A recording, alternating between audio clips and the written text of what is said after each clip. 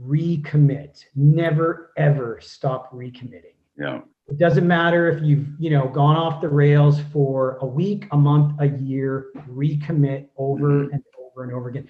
None of us are ever exonerated from recommitment. And whatever it is, whether it's our love at home, we need to recommit to that. Our work, whatever it is you do for your work. And if you fall off the rails, like I'm so guilty in the summertime of falling off the rails for my prospecting. But I tell myself over and over again, you know what? I'm going to recommit to this, recommit.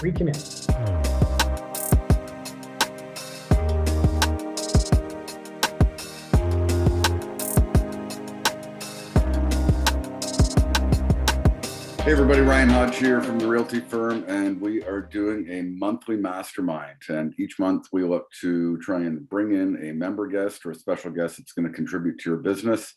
This month we're fortunate to have somebody, a long-term member of the Realty firm now, Christopher Graham. And Chris is going to bring some epic value, in my opinion, in terms of what you can do to support not only your business and life. And Chris, it's a pleasure. We worked together for quite some time. I've been absolutely blown away by some of the transformations that you've made, and today is a great day to share that, because I think it's one that we can all learn from, and I look forward to diving deep into that. I appreciate being here. Thank you very much for the invite. And just out of respect for Christian Anderson, it's not Christopher, it's Christian. It is Christian. It is Christian. Wow. Yes, yeah. I didn't know that. Most people don't know that. I'm surprised that I didn't either, actually, after all these years. That's okay, but you know what? With Christian Anderson on the call, I was like, well, you know what? I have to mention this. So good stuff, man. Good. That'll be. We'll note that at the office if we don't. Yeah, right on. Yeah, so, Chris, take us through, I guess, a little bit of your backstory. Real estate, just as far as how long you've been in, and kind of where you've gotten to up to this point. I want to go over a few specific things in business, but I know that, our conversations have really revolved around more of that, wellness and how that spills over into everything, but maybe just a little bit of history about you, the business, that kind of dynamic, so that people understand, you're a real estate agent. You've been doing this for a while. Yeah, sure. Thank you. I was licensed in 2001, so I just celebrated 20 years this past year, which, I'm relatively proud of that milestone, I would say. Like, if you can survive in this business for 20 years, I think you're doing something right anyway. Sure. Like everything, it's had its ups and downs as far as the career goes. And I'm still here, still plugging away, and still trying to get better. I just think that for myself, and this would be a relatively recent revelation, over the last, few years, is that, we're really never exonerated from trying to get better. It doesn't matter how long you've been in the business. I certainly, would not be able to just sit back and wait for my phone to ring and continue to be in this business. Like, for me, it's still about every day picking up the phone and reaching out to people. And when I say that, I'm using that in generalization term. I know a lot of people use email or social media or whatever it is to reach out to people, but the bottom line is that I don't feel like I'm ever exonerated from prospecting. And that's just the work side of the equation. Of course, there's other pillars in our life that, we're really never exonerated from, pushing forward to seeing where our potential can go. And really, it's about trying to actualize what the best version of myself is in several areas of my life. Mm-hmm. And you and I have had, I'm going to say, since almost the onset of working together, we've done some different, conversations, regular. Sometimes it relates to business, sometimes it relates to, health and wellness. And I think I'd say there's a bit of a flip right now, because you've taken this path and you've gone down, the wellness side of things at such a disciplined and determined way. And so I want to jump in on that, because I know that the way that you've described it and the conversations that we've had, even in the last, week or two, it will certainly support somebody in their business. But when you talk about getting up and prospecting, can you just explain that as far as what that means to you, with the phone and what that looks like, just in a snapshot?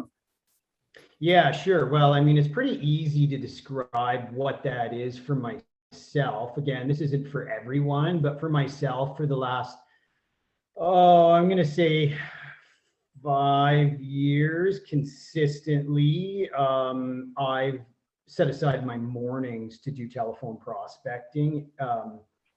And I'd like to say it's every day, but again, I'm human, so I do go through some gaps of time when I'm not at my best in doing that.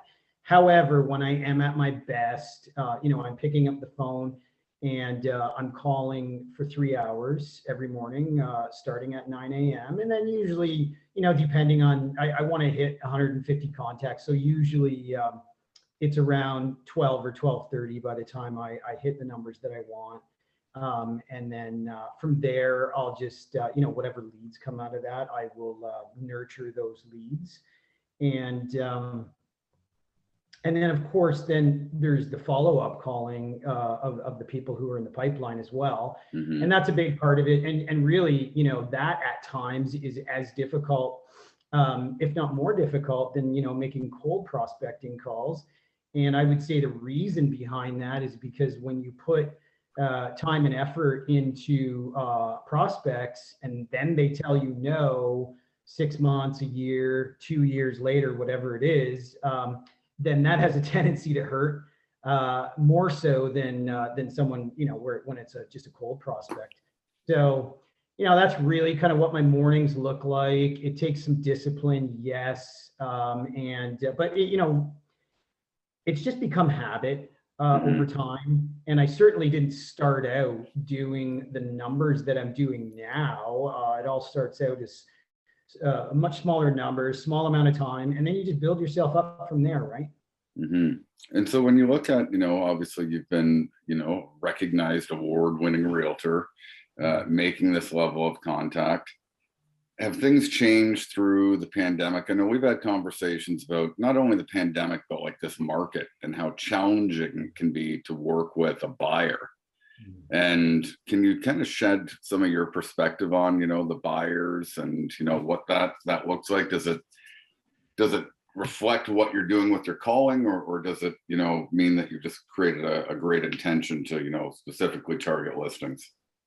So yeah, I am specifically targeting listings. I would say that my ratio of listings to buyers would be in the neighborhood of maybe 20% buyers, if that, maybe 15% buyers. The rest would be all listings.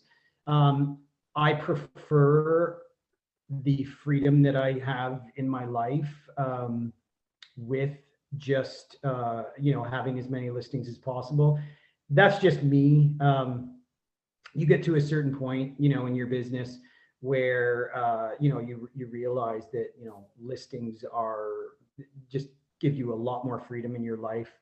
And I've set some artificial boundaries around my screen time, my phone time, things like that, and people respect that. I think it's harder to do that when you're relying on a lot of buyers.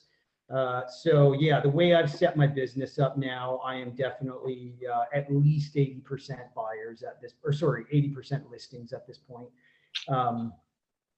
And quite honestly, that's really the way that I like it. And that's not to say that I won't run with a good qualified buyer, particularly someone that's been referred to me, something along those lines.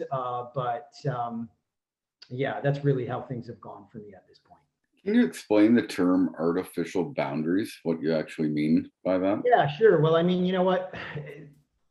At this point right now, in sort of, I would say in society in general, and for sure for myself, I've had to erect artificial boundaries in my life around certain, say, desires in the way of consumption. And consumption's a pretty broad term, but it incorporates a lot of different things like screen time, nutrition, sleep, whatever your substance of choice is for escapism. Red wine right here. So. Yeah, right. Exactly. So yeah, we've gotten to this point in society now where we're under constant bombardment by the smartest engineers in the world to addict us to their products. Mm-hmm. So we're at the point now, or at least I'm at the point now, where I realize setting artificial boundaries and using discipline to enforce those artificial boundaries has really changed my life. And it's made me recognize this freedom from as opposed to freedom to. Where did that all start? I kind of have a bit of a snapshot on timeline. You started going down more of a health and wellness path. I'd love for you to get into what you're doing now a little bit later, but where did this all begin as far as I need to make some changes or I want to make some changes? Yeah, for sure. Well, you know what? I'd like to sit here. Actually, I wouldn't want to sit here and tell you that it was some profound event that happened in my life, because I think change is actually more beautiful when it's found in the mundane. Mm. The reason I say that when it's found in the mundane is that more people can relate to, what you've gone through or what you're going through than some profound event. Mm-hmm. So for myself, as far as it being, a rather mundane thing in the sense that it happens all the time, every single day, is that it was a breakup or, a dissolution of a long-term relationship that happened back in 2018. So then, of course, when that happens, you start taking a look at your life and, you're like, well, what changes can I make? What have I wanted to do, but haven't gone forward doing a lot of these things, maybe because of the situation that I was in that relationship. I mean, that's very nuanced, of course, but that was really the event that started triggering the change moving forward. And then, I was introduced to a group of people based out of California who, the big theme for that group was really trying to actualize yourself, making yourself the best person possible and realizing your potential. And of course, that has many levels to doing that. But that was the catalyst. So fast forward, you start to make some changes. Let's maybe go into the physical space, because I think that, and myself for certain, for me, it's a big part of recommitment, the last 60 days and beyond, moving into 2022. I think a lot of people through, the pandemic or, stress or anything like that, usually they make the change and start, January 1. We all know how that goes. But I think when we can look at, how are we going to wrap up the year, which I think this is why it's such a perfect time to interview a guy like you. When you look at that physical space, what did that look like at the start to what you're doing now with, keto and fasting and, some of that? So, yeah, I mean, it started with just walking. In all honesty, I mean, just going right to the physical part of it. I would cut time into my day to find, and I like to do things outside. I typically, when it comes to movement and diet, sleep, those are the things I like to look at, those things through sort of a Paleolithic lens. What have we as Homo sapiens been doing for the last 200,000 years that we've existed? And really, the last, we've only seen drastic changes to our environment and how we live our lives. Really, it's been 1% of that as far as time goes. So my whole thing is that I wanted to get out in nature. and start walking. So I found a couple of trails that were really quick from my house, whether it was a short drive or I could walk there. And I'm just getting out on the trail and I just started walking. And then from there, it was like, okay, well, I'm just going to jog for 500 meters and see how that goes. Slowly adding to that over time. And then that group out of California, they were really sort of pushing like, what was going to be a big, so this was end of 2018. And they started pushing like, what's going to be your big, scary, audacious goal for 2019? I chose something called a Spartan race, which is basically an obstacle course race. Yeah. I chose the 10-kilometer race, and then there was, I believe, 20 obstacles in that race. Mm-hmm. So that was January, and that race was set up for June.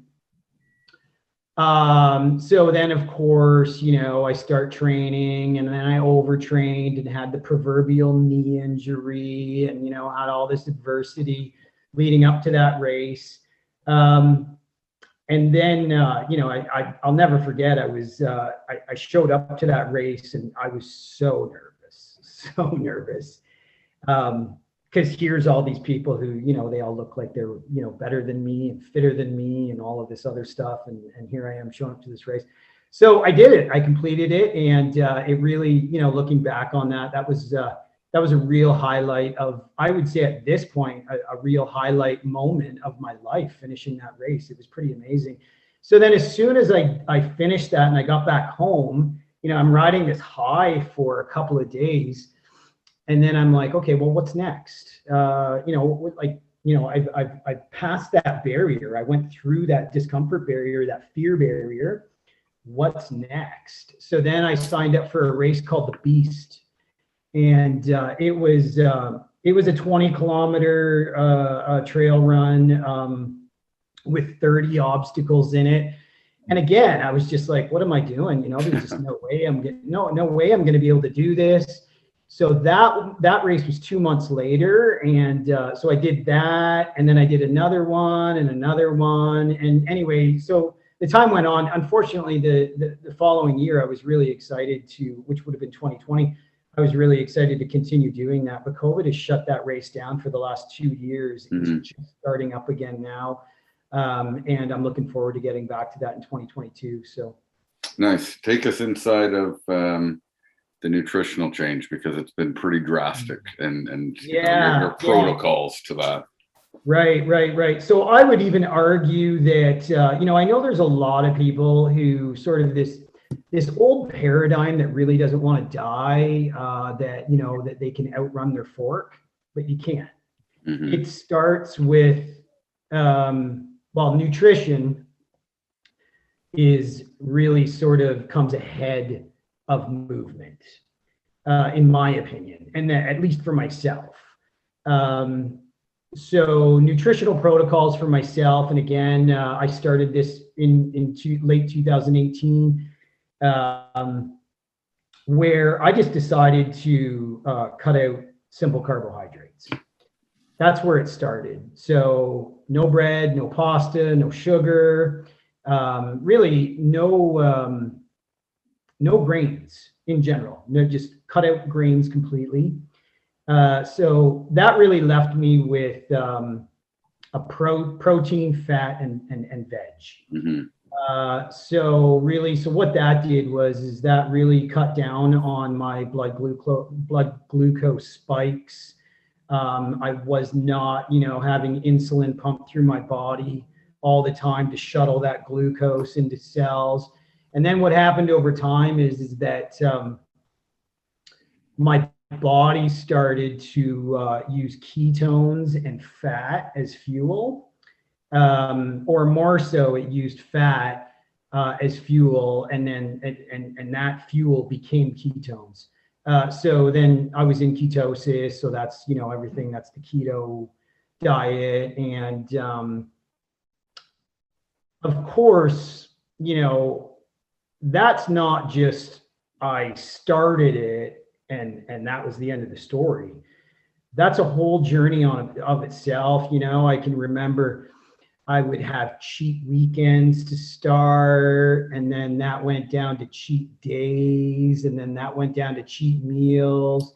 Mm. And then, I just started to realize that once your body starts to become metabolically flexible and it gets used to this change that you've made, well, then it really starts to reject those cheat meals. So the chips, the pizza, unfortunately, the beer, all of these different food groups that I loved for so many years. Like I can remember after a cheat weekend, I would wake up on Monday and I'm like, why do I feel like I got hit by a bus today? Essentially what happens is that you start feeling hungover. So, that journey is now iterated into, maybe a few times over the summer, I had a few beers, that kind of thing. But like the reality is now for me, cheating is just, it just doesn't really work for me that much anymore. So I don't even bother with it. That has to require, a discipline though, to go down that road, especially the way that, we're programmed as far as what we like, what we think we like. Oh, no question. I mean, we have been programmed. I mean, these, like I said, the greatest engineers in the world work for Frito-Lay. They work for Coca-Cola. All of these companies, they want to addict you. There is just no question. Not trying to sound like a conspiracy theorist, but it's just based in reality. They want you to buy their product. And, these products, they have a real tendency to cause, they change your neural pathways, really. And I mean, a lot of this starts within your gut and the gut microbiome, which then changes your neural pathways. And this becomes this overwhelming desire and compulsion around these foods. And is it difficult?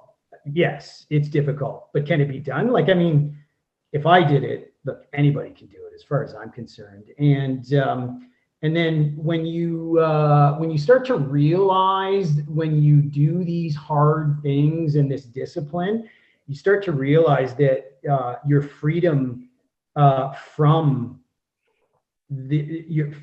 your desires and your compulsion is on the other side of discipline and discomfort. Let's talk a little bit about fasting.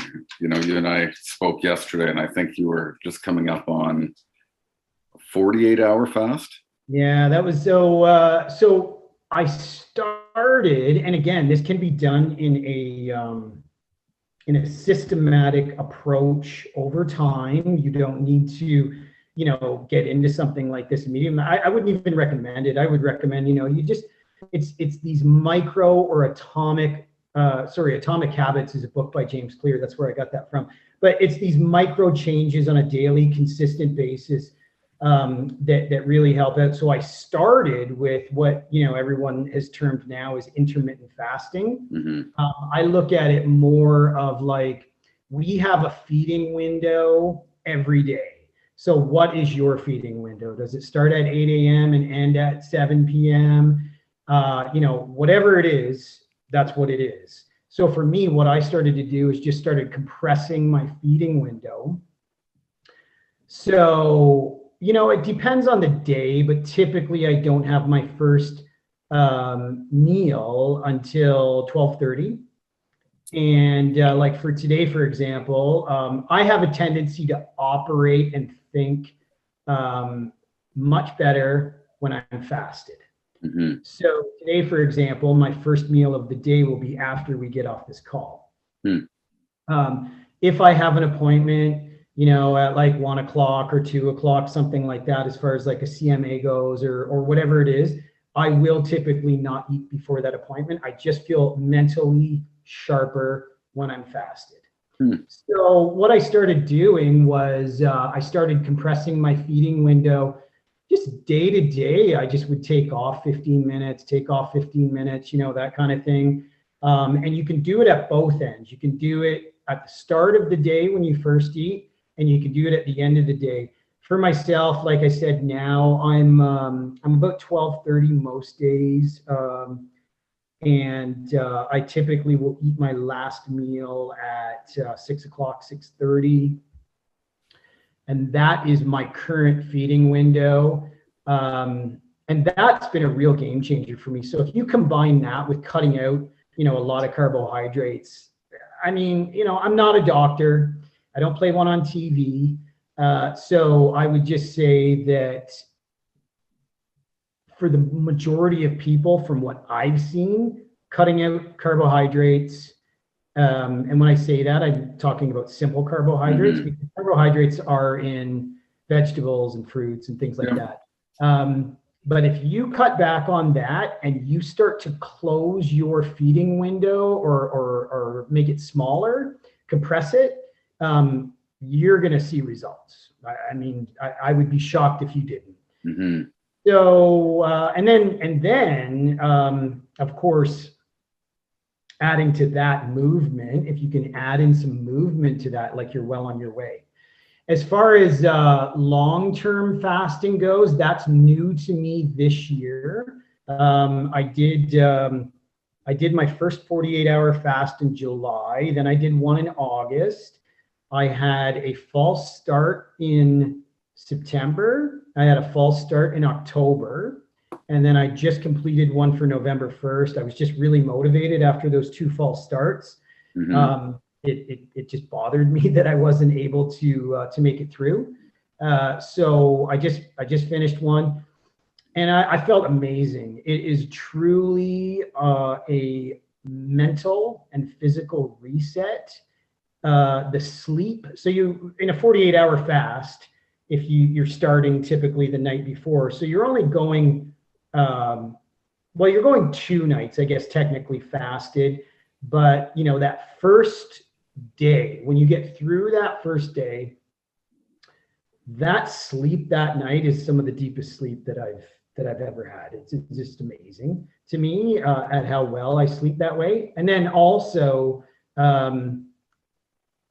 when you stop eating prior to your bedtime. So I used to be a huge late night snacker. There was nothing more that I loved than a bag of Doritos and a bottle of Pepsi at 9 o'clock at night before I went to bed.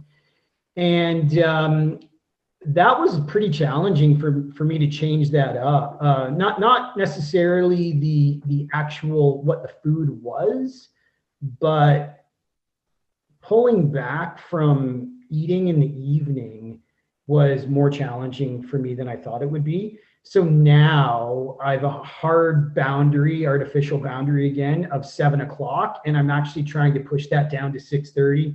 And I typically get into bed at like 9:30, 20 to 10, that kind of thing.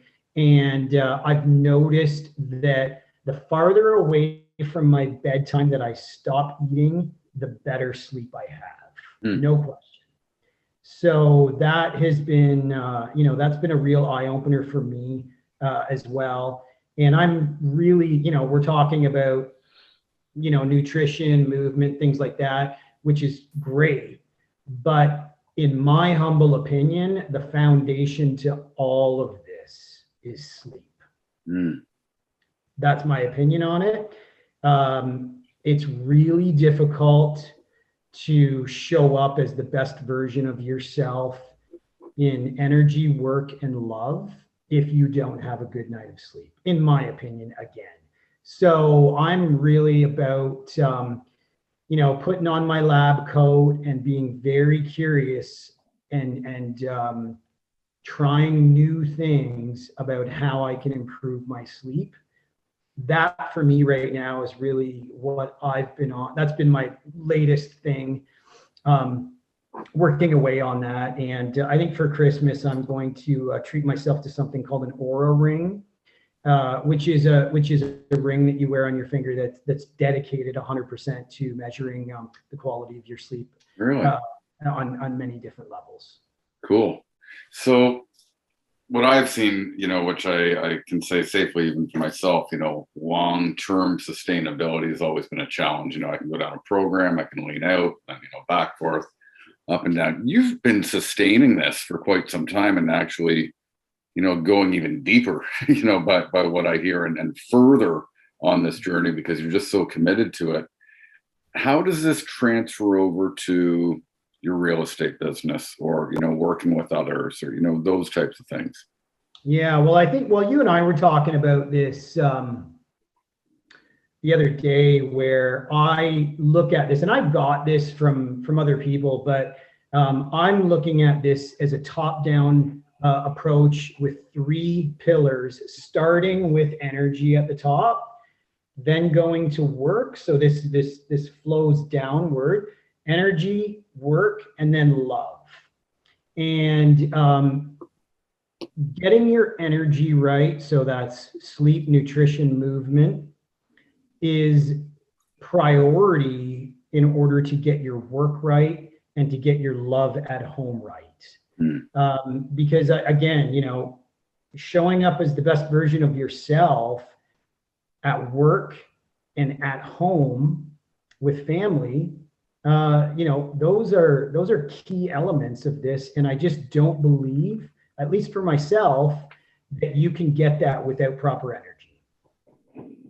So as far as work goes, there's just no question that when you have the energy to show up, whenever you show up at your desk in the morning and you're feeling good because, it started with the night before and that sleep that you had, or if you're a breakfast eater, you had a high quality breakfast, whatever it is, and you get on that phone or, whatever you're doing,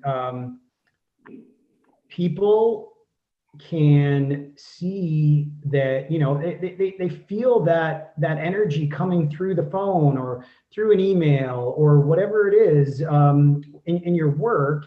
And that turns them on to you in a lot of different ways. So for example, when I show up to do a market evaluation for somebody and, I sit down with those people, a lot of it's about work, but a lot of it we talk about things like philosophy and being the best version of myself in order to help them. And they experience all of that. They experience your energy because that, and I can't remember, there's a term for that, but that's a real thing. When you are around people and they pick up on what your energy levels are, there's no question about that. And it's the opposite too, right? I mean, if you're going in and you're just feeling tired and beat up and, not feeling the best version of yourself, they're going to see that too. And that's my opinion. Maybe a lot of people are good at masking it. You could probably chug back some coffee right before your appointment and things like that. But we want to energize, not enervate. Love it, man. Love it. You said something though that I would think gets challenged a little bit, or maybe you can lend clarity in your top-down energy, work, and love. Wouldn't love be above work?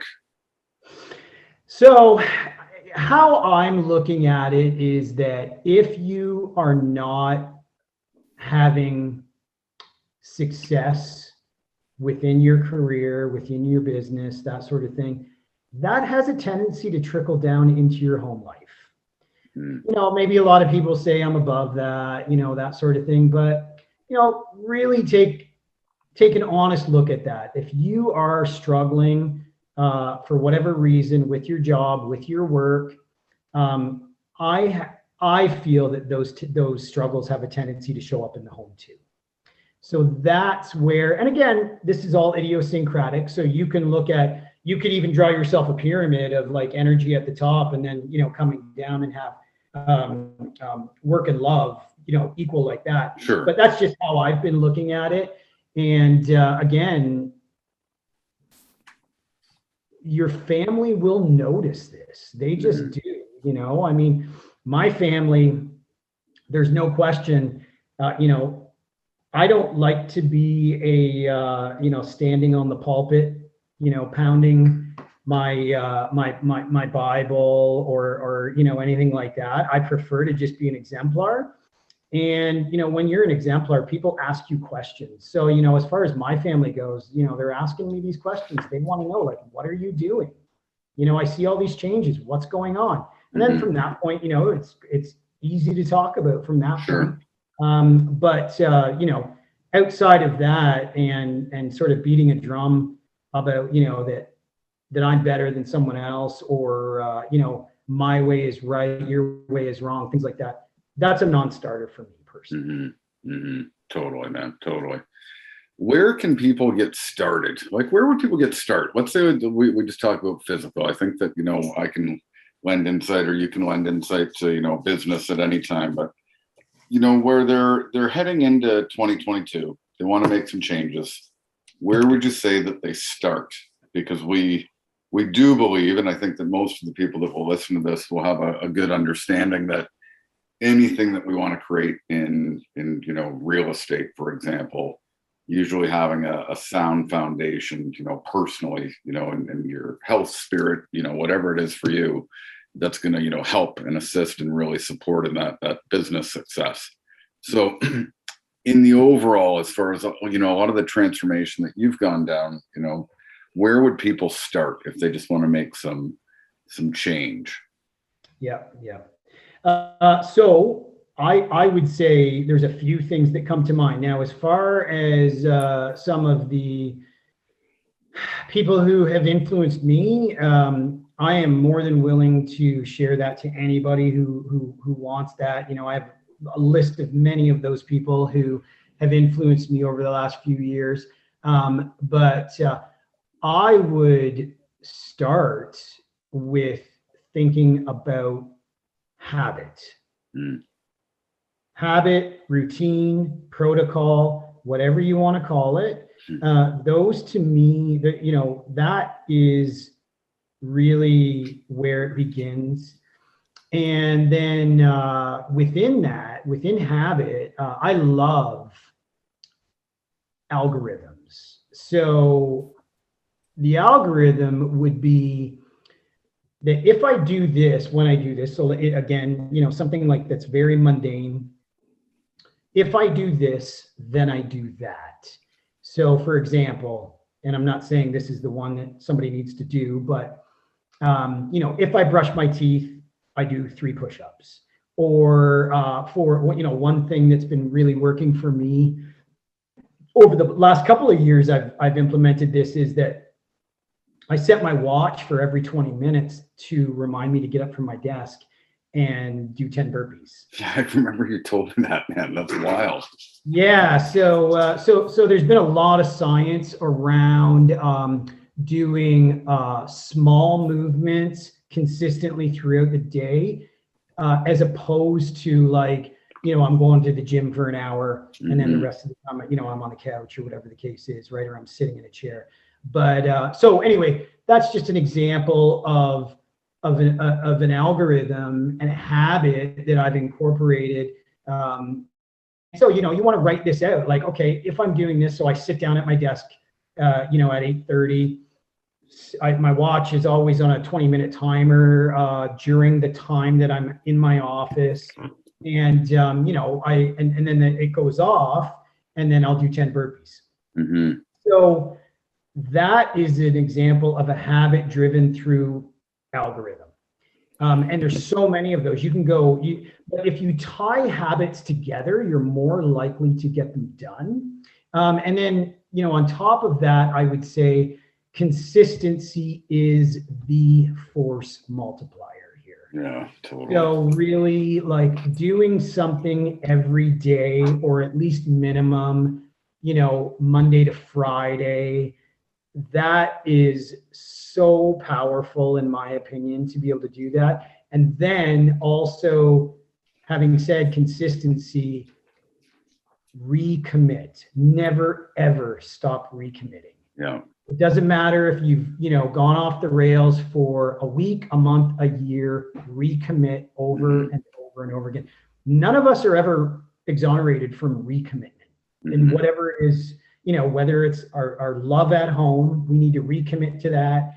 Our work, whatever it is you do for your work, And if you fall off the rails, like I'm so guilty in the summertime of falling off the rails for my prospecting. I mean, it's just, Sure. Anyway, but I tell myself over and over again, you know what, I'm going to recommit to this, recommit. I've been dealing with a shoulder injury, and physiotherapy, I've never realized how much it really sucks. It's difficult. It's more difficult to get down on a mat for me to do stretches and to do all of these different things that I need to do to heal my shoulder than it is for me to go out and run 10K on a trail. For whatever reason, it's really weird that feels more difficult. So, but again, I have to recommit to it. So those would be just sort of some starters for the new year to think about that. But you can, what's happened to me is I've just gone down this rabbit hole of actualization, wanting to continue to see where I can go. And again, I'm really curious about it. What is my potential? What is your potential? No one knows what their true potential is. So when you go down that rabbit hole and you start finding out these things, it's a lot of fun, to be honest. When you break through fear, pain, and discomfort barriers that you previously didn't think you were able to break through, it is just freedom. It really is. It's an amazing feeling. So and as far as like books that come to mind for habits, a huge influence for myself was a book called Atomic Habits by James Clear. And then there's another one called Tiny Habits by BJ Fogg. Both of those guys are leaders in their field. And then, the whole nutrition side of things, I've got lots of, I can share lots of people with that, as well. Well, I'd love to see a little bit more of this too, and inside of the company, perhaps we'll have you in the new year and make some time if we can map something out, because I think a lot more people will be interested in this once they hear it. What is in store for you? You talk about potential, but what is up next in this vast transformation and the rabbit hole?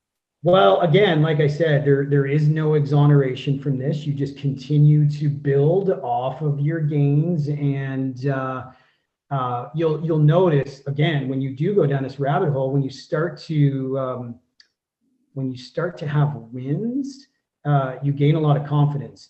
So next on the agenda for myself would be getting into more celebration and recognition for any kind of small accomplishment that you can do throughout the day. It's huge to recognize it. Just give yourself a little inner high five, things like that. Something I've not been good at. Work-wise, I've been wanting to up my prospecting from mornings. If I don't have appointments during the day, well, why am I not continuing my prospect in the afternoons, right? So and then there's other there's a lot of areas that you have it that I've had approach avoidance to, that I need to continue to shine a flashlight on. And then one other big goal for me that I want to accomplish in the fourth quarter, but again, there's some fear around it, as there was around the 48-hour fast, is to do a 72-hour fast to see where that goes. So that would just be adding an extra day, and get my shoulder healed up so I can start running those Spartan races again next year. Nice, man. Well, I certainly appreciate all the time, and this is just a snapshot of what you've been up to and what you're doing.